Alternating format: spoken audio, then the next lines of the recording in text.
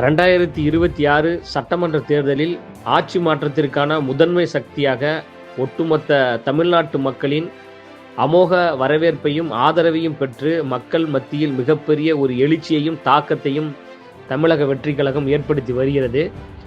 அந்த ஒரு எழுச்சியை மடைமாற்றம் செய்வதற்காக ஐயநாதன் போன்றவர்கள் செயல்பட்டு வருவது மிகப்பெரிய வருத்தத்தை ஏற்படுத்துகிறது. நாங்கள் திமுக அதிமுகவிற்கு மாற்றாக முதன்மை சக்தியாக பிரைமரி ஃபோர்ஸாக தமிழக வெற்றிக் கழகம் வருகிறது. தலைவர் தளபதி அவர்கள் வருகிறார்.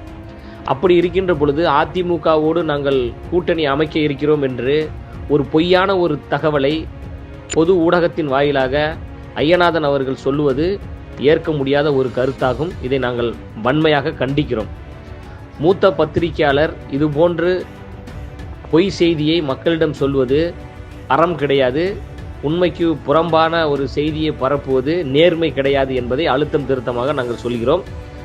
தமிழக வெற்றிக் கழகம் ஆளுங்கட்சியாக வர வேண்டும், தலைவர் தளபதி அவர்கள் தமிழ்நாட்டின் முதலமைச்சராக வர வேண்டும் என்றுதான் கழக தோழர்களும் தமிழ்நாட்டு மக்களும் விரும்புகிறோம். அதற்கு ஏற்ற வகையில் வேலை செய்து கொண்டிருக்கின்றோம்.